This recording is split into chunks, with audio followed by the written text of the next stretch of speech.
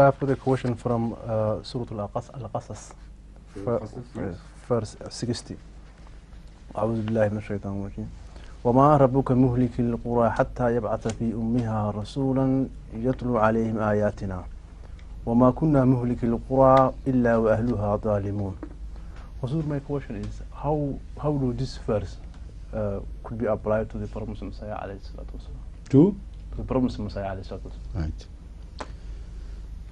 You see, it applies to Hazrat Muhammad Rasulullah Sallallahu Alaihi Wasallam, because it is he who is the messenger of the whole world and the entire people. So any subordinate prophets which come, they only follow him, and what happens to him and what is designed about him also applies to him. So that is why for the universal prophet, the universally central township, which could be called al-Qura, has been made the venue of Hazrat Muhammad Sallallahu Alaihi Wasallam's appearance. And that is why there is the only town in the world which has been named by the Quran as al-Qura. It is the center of the whole world. Again, the mention to Mecca under the word Becca is made, indicating that it is the most ancient place which built around the first house of God. The first house, not God, first house of the people. Inna awwala baytin wudi'a lin-nasi lalladhi bi-Bakkah. So the word lin-nas is very indicative and very profound, because apparently one expects it to read Inna awwala baytin wudi'a lillahi or li-ibadatillahi. Doesn't mention that, which means this is the first symbol of civilization. When men came out of the caves and started living on the surfaces of earth, the first house which gave them set an example for them how you should live, was made under divine command by God, and also it had relationship with worship of God. We assume from this, but that has to be the first harbinger of new civilization, where men will be civilized and they will come to live on the surface of the earth. So this is the significance of al-Qura, because in the beginning the entire mankind was one unit, and it had only one house to claim, to relate to, as far as the beginning of the entire civilization of mankind is concerned. Adam was born much later, but people, wherever they were born, they were taught to live by this house. And this is why Allah does not mention who built it, when it was built. Al-Bayt al-Atiq is the only expression we find. So it is Hazrat Muhammad Rasulullah Sallallahu Alaihi Wasallam who is the universal prophet. It is his, Assalamu Alaikum, it is his warnings which continue to warn the world till the end of the time. It is the warnings contained in the Holy Quran which carry their signs along with them, which have been delivered by Hazrat Muhammad Rasulullah Sallallahu Alaihi Wasallam to the whole world. Hazrat Masih Maud came to remind the world and to warn them of the time coming near. As such, his place may not be al-Qura, because al-Qura has to be one only. But because he is subordinate prophet to the one born in al-Qura, so this objection is invalid. But the purpose he is serving is exactly the same as that of his holy master, and he has warned the whole world. There is no shadow of doubt. So he takes over the command of this age, not on his own, on behalf of Islam, on behalf of his holy master Hazrat Muhammad Rasulullah Sallallahu Alaihi Wasallam. So what warnings were delivered by him and were delivered by the Quran, he carried them under divine guidance with some added details of the fundamentals. He didn't invent new things. God told him that, for instance, the Holy Quran speaks of al-Qariya, as-Saha, and this and that, and the calamities which will wipe out the life from the face of earth under the shadow of the dark, sinister smoke, the cloud of smoke. And no one on earth at that time could imagine that smoke could radiate and it could spell, death to whatever passes under. Nobody could imagine. But now, in the age of Hazrat Masih, when he delivered the warning to the world that God has warned me that you will go through war after war, global war. And because he was shown earthquakes of global nature, so interpreted that these are the wars, and he saw fire being bombarded from the heavens upon the people. He saw naval warfare, like he says, kishtiyan chalti hain, taahon kushtiyan.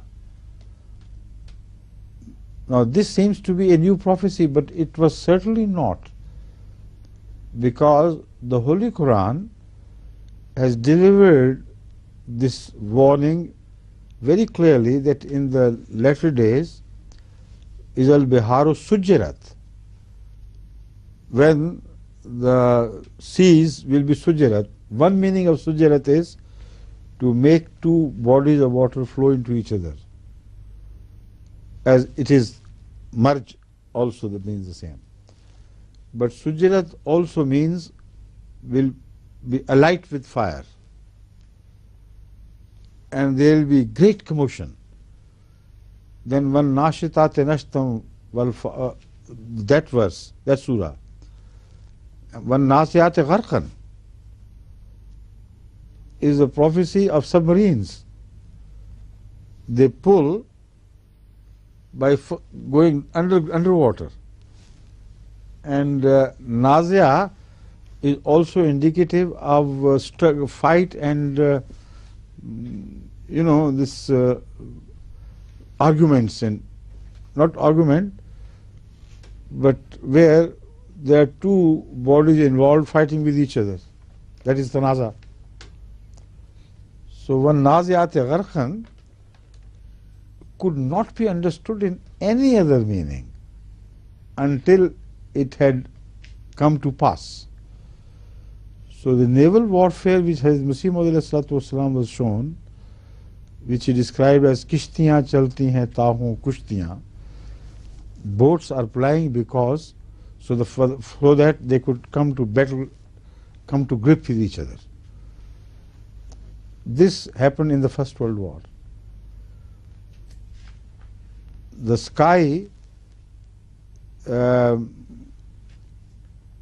showering, bombarding upon people with fireworks. This is in just what he has explained. At the time, no aeroplane was invented, but this heaven bombarding flames upon, hurling flames upon people, this was not possible, but he saw it. But this too is predicted in the Holy Quran. So if the ulama of today start reading the Quran in depth, they will be amazed how much of the predictions regarding the latter days have been made in the Quran. So the point I am proving is that it is the Prophet of the al-Qura who was given all these warnings. Hazrat Masih only took up the cudgel to revive all these things and to remind the world. So despite the fact that he prophesied under direct divine command, but because all these prophecies were found either in the Quran or in the Sunnah, so it was not a new movement started by him. So he does not have to be born in the al-Qura. Right? And secondly, the Holy Prophet ﷺ, when he predicts or speaks of the prophecy in the Holy Quran, in Surah Al-Jumu'ah, that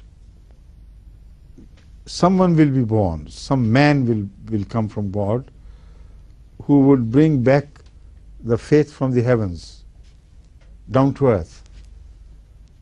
He doesn't say that he will be born in Mecca. He says he will be non-Arab.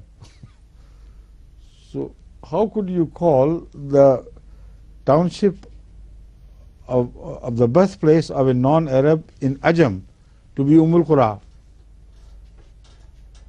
So al-Qura is only one. The Prophet of the al-Qura is the only Prophet entitled to address the entire world, which he did. It is under his warnings that the world is going through these calamities.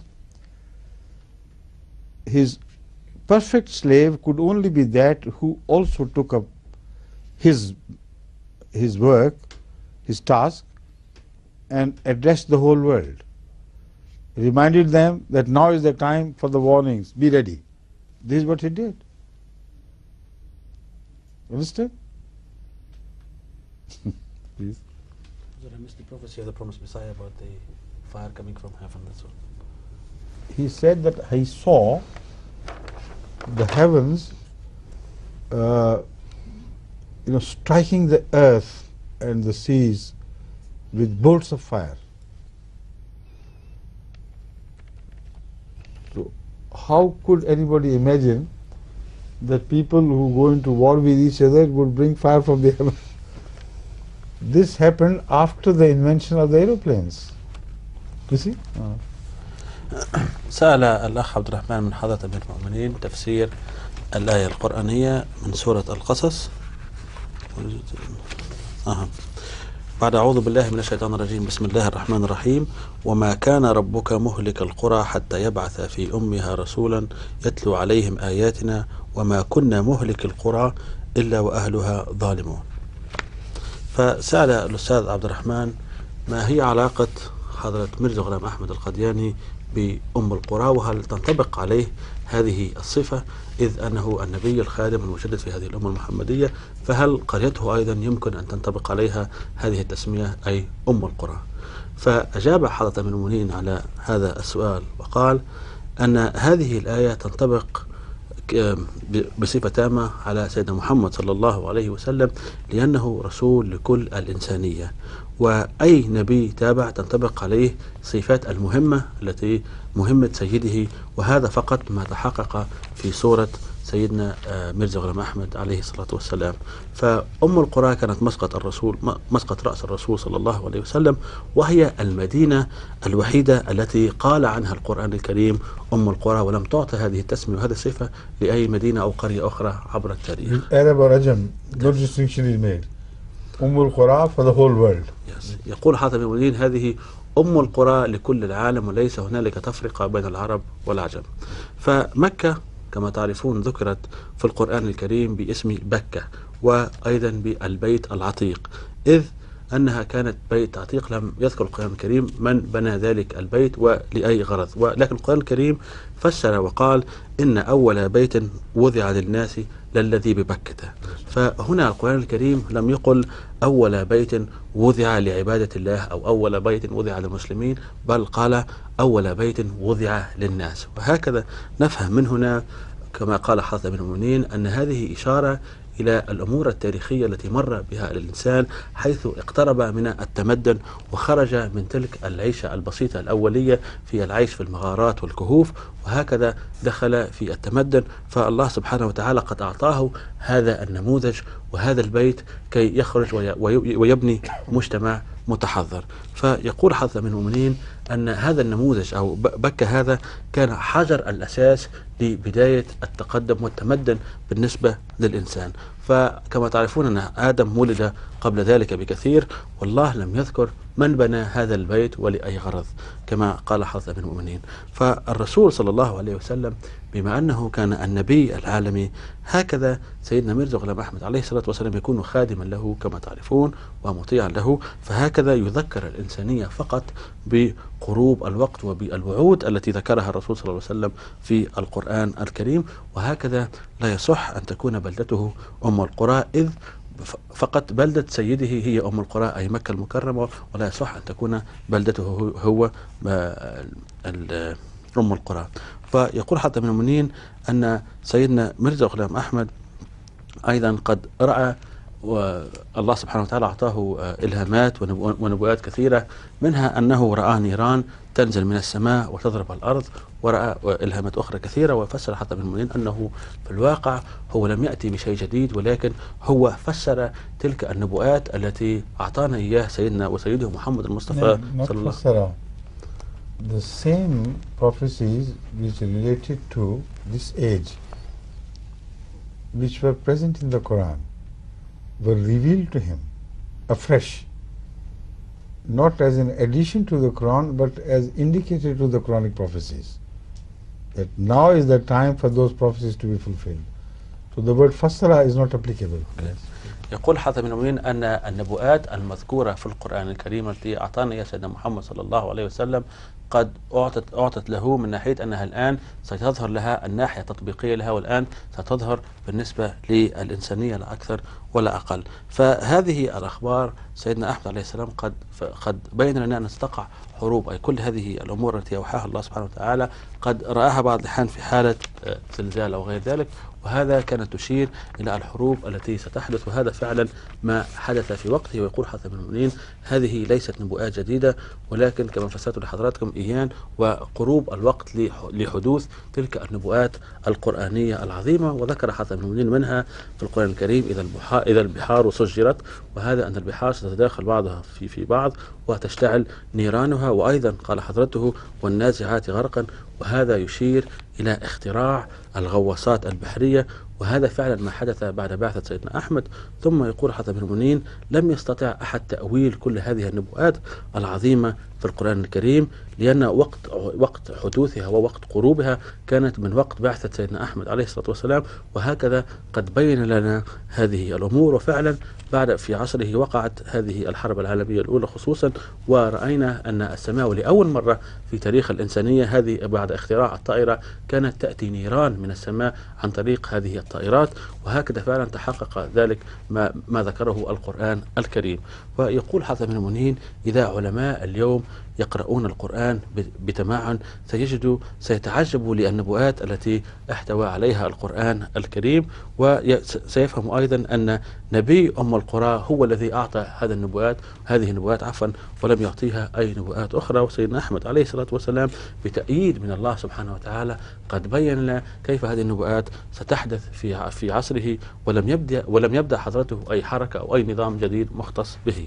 ثم قال حاتم من المؤمنين أن الرسول صلى الله عليه وسلم قد ترك لنا نبوة عظيمة في حول تفسير سورة الجمعة، إذ قال أن لما الإيمان سيرتفع إلى الثريا سيأتي رجل ووضع كما تعرفون في تفسير هذه الآية من سورة الجمعة، وضع سيدنا محمد صلى الله عليه وسلم يده الشريفة على كتف أحد الحاضرين، وكان سيدنا سلمان الفارسي، وقال أن رجل أو في بعض الروايات الأخرى رجال من هؤلاء سيرجع الإيمان مرة أخرى على وجه الأرض.